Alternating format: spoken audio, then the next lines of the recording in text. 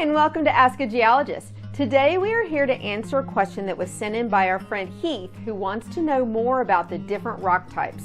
Well, I'll give you a hint. One is made from volcanoes, a second is made in the hot deserts or the watery oceans, and then the third type is made when those rocks are heated and squeezed below ground. Stay tuned to find out more. Welcome to Ask a Geologist, brought to you by Mini-Me Geology. We make earth science exciting with fun rocks, cool minerals, fascinating experiments, awesome kits, and the answers to your geology questions. Mini-Me Geology is where kids rock, so let's get rolling. Heath wrote to us and asked, what are the three different types of rocks? Well, if you're new to geology, what he is referring to are igneous rocks, sedimentary rocks, and metamorphic rocks. Now, a lot of times when you'll hear people talk about rocks, they're actually talking about minerals, but in geology, those are two very different things. So minerals are single substances that have a specific chemical formula and chemical structure, and then a rock is actually made up of one or more of those minerals. But how they form and the textures that they have, that is what determines what type of rock you have. So when we talk about the way they form, we were talking earlier about volcanoes and oceans and deserts and being heated and squeezed, and that's kind of the formation of the rocks, which we'll talk about in just a second. But when you're talking about rock textures, there's some basics that go for all of the different types of rocks. And the first type is if your rock has no grains, and that's really when a rock almost looks like a glass. You can't see if there's any individual grains inside that rock at all. Then the second type is a fine grain rock. And in those types of rocks, there are individual mineral crystals, but they're so small that you really can't tell one from another just by looking at it. Another type is called a coarse-grained or a large-grain rock, and those are rocks that have mineral pieces in them that are so big that you can easily see them without a hand lens or anything else to help you. You can see them with your naked eye. Then there's a medium grain, which is in between small and coarse grain. You can definitely see the mineral grains, but they're not quite as big as a coarse grain rock. And then there's a really unique texture called porphyritic, and all that means is that there's basically two rock textures in the same rock, and often those will look like you have big mineral chunks floating inside a rock that is a fine grain texture. So those are very unique looking. So let's get into each of the different types of rocks. So the first type of rock that we're going to talk about are igneous rocks, and these are the rocks that are made by volcanoes. So igneous rocks form from magma, which is basically a mixture of gas and liquid rock that's stored deep underground underneath the volcano. The magma has a mixture of different elements that make up different minerals that create the rocks, and depending on where you are in the world, those magmas can have different mineral contents, so that's why one volcano in one part of the world may create rocks that are different than a volcano in another part of the world. So there's basically two different ways that a volcano can create a rock, and one way is when the magma comes outside the volcano and erupts, and then the other is when the magma is moved up into cracks in surrounding areas around the volcano and cools very slowly. So the first type are called extrusive igneous rocks. Those are the rocks that are formed when the volcano erupts and the magma is thrown out of the top, runs down the side. That method actually allows the magma to cool really, really fast, and then you end up with a lot of the rocks that either have no crystals or have a really fine grain texture like we were talking about before. So I'm going to show you three different types. This one is an obsidian rock. If you look, it looks like a black glass. It has absolutely no crystals on the inside. So this one formed outside the volcano and cooled so quickly that just nothing had time to grow. So it's almost like a black glass. The second one is a scoria. A lot of people will see this in landscape beds. People call it lava rock. It actually was made from lava. And this scoria is typically red in color, and even though it doesn't really have any visible crystals, it does have holes in it. And how that forms is when the lava, the magma is coming out of the volcano, air gets entrained into that and it forms these holes in the scoria. And then the third type that I have here is a basalt. If you look really closely at the camera, you can see that there's almost no visible crystals. It is a very fine-grained rock. This basalt actually does have some air pockets in it as well, just like the scoria. But basalt is another extrusive igneous rock that forms when the magma comes out of the volcano. Now the other type is called an intrusive igneous rock, and that is when the magma cools underground. It might get squirted up into cracks and things around the volcano or in nearby areas. And these rocks actually, because they're still underground, they cool very, very slowly, and it leaves a lot of time for the mineral grains to actually form and grow in these rocks. So 3 examples that I have of these are a granite, which I have right here. This is a gray to white granite. You can actually see flakes of white, flakes of black, and if you look really closely, you can actually see some clear flecks in here. This is actually a medium grain rock because you can see the different mineral crystals, but they're not huge. And the black are little flakes of biotite mica, the white is a feldspar, and then the little clear flakes in here that you can kind of see shining, that's actually clear quartz. Now the other kind I have here that looks very similar to this granite, but this is a pegmatite. And if you look, you can see it is very coarse grained. You can easily see all the flakes in there. This particular one has very similar mineral content to a granite. Pegmatites can have actually a lot of different minerals, but you can see here that black is also a biotite mica. The pink in here is a pink feldspar. It does have some white feldspar too, and then it also has some clear quartz in it. But with this one, it cooled very slowly, more slowly than the granite, so it had lots of time for those mineral crystals to form. And then the last type I have is called a gabbro. Now this one's a little tricky as far as texture goes because it's made mostly of dark feldspars and dark pyroxenes, and they look very similar in color. But if you look at how the light dances off of this and all those little reflections in the light here, those are actually individual mineral grains. So you can see while the rock overall is very dark and looks very uniform, there actually are individual mineral crystals in here. So this is another actual coarse grained or medium grained rock. So that's another one of the extrusive rocks. So now you know a little bit about igneous rocks and how they form. Let's jump over and take a look at sedimentary rocks. Now the next type of rock that we're going to talk about are sedimentary rocks. These rocks form from sediment in wet and dry areas like rivers, lakes, oceans, and even in dry deserts. The word sediment is basically a generic term for things like clay, sand, and silt. So sedimentary rocks form from a bunch of different processes like compression, evaporation, and chemical precipitation. And then some rocks are actually made of organic material like dead plants, and there are some that are even made of seashells. So let's first talk about compression and how that works in a sedimentary rock. So compression is one way that a lot of sandstones might form, and shales. Shales are made of clay, sandstones are typically made of small sand grains.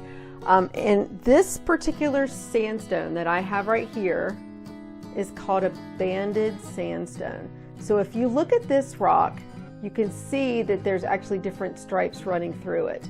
And what that is different layers of sand sediment that built up over time in the ocean. So what happens is, for a rock to form by compression, layers of sediment, whether it's sand, silt, or clay, will start falling down on top of one another. And as those layers build up, the top layers start pushing down on those lower layers and create pressure that starts to compress or push these sediment grains together until they start to join up, and they will harden over time and form in a rock. Now, if they're in a water environment like the ocean or something, sometimes they also sort of get glued together by cementation, and that is when like quartz or calcite that's in the water itself, dissolved in the water, will actually help glue those compressed sediments together. So that is the way that a rock like this banded sandstone can form from compression. So now the next type that we want to talk about is evaporation. And this piece right here, this is called rock salt. This is actually a sedimentary rock. A lot of salt also is called halite. People talk about that being a mineral, but it's the same basic substance. And it's actually the same type of thing that you use in your kitchen when you're cooking your food. So if you actually licked this sample, it's actually very salty, although I never recommend that you put any rock in your mouth if you do not know exactly what it is. But evaporation is a really interesting way that these sedimentary rocks, like this rock salt, can form.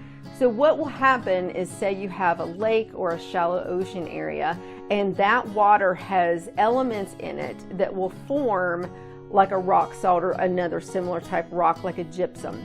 So in the case of rock salt, it is made of sodium chloride. So if those are entrained in that water, as the water from the lake or the shallow ocean evaporate, it leaves behind the sodium and chloride, which join to form a rock like this rock salt. Now, oftentimes you'll find rock salt in wide, flat layers. As the water evaporates out of the lake, it just leaves the salt and it completely fills like the bottom of where that lake was. So oftentimes you can find rocks like this in thick layers over large areas, and that's because they formed as that water went away. So that's one way that rocks can form by evaporation. Now the next way that a sedimentary rock can form is by chemical precipitation. And what that means is that the dissolved elements that are in a lot of waters can come out of that water and precipitate into a rock. So this happens often in lakes and even in water that's flowing underground through rocks beneath the Earth's surface. And one really interesting rock that can form that way is this limestone here. So this limestone here is mostly made of calcite. And one really cool place that you can find a lot of limestones are in underground caves. And what will happen is the groundwater flowing through the rock, cracks in the rocks will start to, they'll find an opening where they can drip out. And as that water drips out, the calcite forms and hardens into a rock. And inside the caves, a lot of times if you tour them, you'll see formations in caves. And one is called a stalagmite, and that's when the limestone forms like a dome that rises up out of the bottom of the cave. And then you'll see something called stalactites, which look like icicles hanging down from the top of the cave. And they're often made out of this rock here that's limestone. So that's really neat. If you ever go to a cave, now you know how those stalagmites and the stalactites form. So sedimentary rocks have a really interesting feature that none of the other rock types do, and it's that they can tell us a lot about the history of our Earth. Sedimentary rocks have the ability to have fossils included in them. Now, igneous rocks never have fossils in them just because of the way that they form, and the next type of rock we'll talk about, metamorphic rocks, typically never have fossils because the metamorphic process will actually destroy them. So sometimes you can find limestones especially, or clays like shales that will have fossils inside. And what a fossil is a piece of an animal or a plant that died, or an imprint of an animal or a plant that died and was caught in the rock as it formed. So like we were talking about earlier, where the sand from the sandstone forms in layers. Say you have a seashell like this one that was in the ocean, the animal dies, and the seashell falls to the bottom of the ocean, and it lands on top of the sand that's being accumulated there. So as more sand is laid on top of it and the rock is squeezed and compressed and cemented together, that fossil of that old shell is trapped inside. And sometimes it will leave just an imprint if the actual shell itself dissolves away, or sometimes the shell itself will still be in there. And this is a sample. I'm going to hold it up really close. This is called, I'll put some other pictures up, it's called fossiliferous limestone. If you look right there on the corner, you see a little ridged pattern, and that is a ridged pattern that happened when a shell like this was caught when this limestone was forming. in an ocean or a lake. So sedimentary rocks are really cool because if you find fossils in there, you can see like what plants and animals were alive at the time that these rocks were forming. If it happens that it's an animal that's extinct now, it gives you an idea of when that rock might have been formed because it had to have been alive while that rock was in process of being formed. So the fossils in sedimentary rocks can really tell us a lot about our Earth. Now there's two more rock types that I want to show you for sedimentary rocks, and one is it's not even made out of a sediment. It is made out of dead plants, and that is the rock coal. There's actually several different types of coal. This is a bituminous coal. There's also a lignite coal and an anthracite coal, which is actually a metamorphic variety. But what happens to form a coal is that plants that are around a swampy area near like a river edge or a lake edge, as these plants die, they will fall down and pile up, just like we talked about with the sediments piling up. And over time, the same process happens. They get buried, the temperature goes up, they get squeezed, and they actually break down and form this coal rock. And coal is actually, you can burn it and it creates energy, so a lot of the power companies around still use coal to create the power that we use every day. And then the last type of sedimentary rock that I want to show you guys is called coquina. Now you will know this coquina if you are on some of the beaches, especially in Florida. Coquina is a really interesting rock. It is made out of shells. And it is so neat. It is basically crushed up seashells that are glued together with either a calcite or a quartz from the surrounding water. And if you see this on the beach, make sure you do not walk on it. It will cut your feet. It is so sharp, but it is really beautiful and really a unique rock. If you ever see one, make sure you get it in your collection. So now you guys know a lot about sedimentary rocks, so we are going to move on to the last type, which is a metamorphic rock. Now it is time to talk about the third type of rock that makes up our Earth, and that is a metamorphic rock. Metamorphic rocks are rocks that change either physically or chemically from heat, pressure, or hot fluids in the Earth, and they change from one type of rock, either igneous, sedimentary, or sometimes even another metamorphic rock, into something completely new.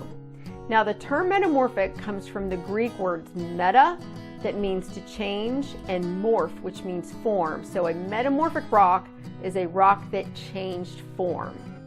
Now metamorphism is a solid state change, and what I mean by that is that the rock simply recrystallizes, the minerals in them recrystallize to something different from the heat and the pressure or chemical reactions with the hot fluids, but the rock itself does not actually fully melt. So there's a couple different ways that geologists classify metamorphic rocks, and the two main ones are by foliation. They are either foliated rocks or non-foliated rocks, which are also called granular rocks. So I'm going to show you an example of both. So the first type is a foliated rock, and all that means is that the rock has bands. So this is a gneiss. It used to be a granite, and you can see this one had actually the pink feldspars in it. The black is the black biotite like we saw before, and then the white are quartz and some white feldspars. So what happens to make this rock banded like this? When you go from, say, a rock that's like this to ones that's like this, is the rock was squeezed. So the pressure came from below it and above it and pushed on it this way. And what happens when you press this way, the minerals line up perpendicular to that pressure.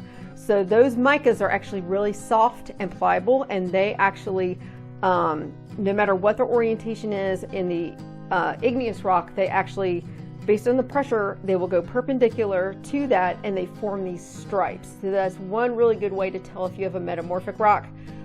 Yes, the banded sandstones also show stripes, but these metamorphic rocks actually, they're a little bit harder, and then the foliation is a little bit more pronounced. And typically, like in a sandstone, you're just going to have a color change, and these are actually different minerals within the different stripes. So that's one way to tell like a foliated metamorphic rock from just a striped sedimentary rock based on color.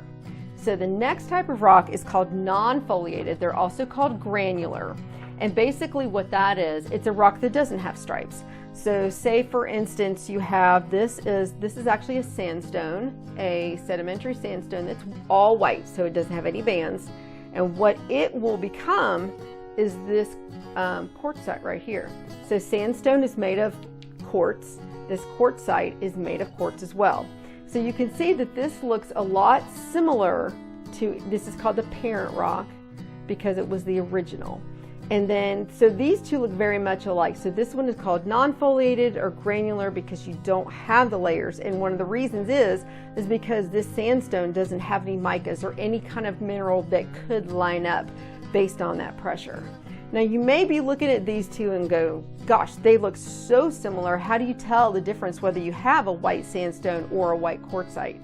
Well, interestingly, when metamorphism happens to a rock like this, the grains will actually lock together during that heating and squeezing.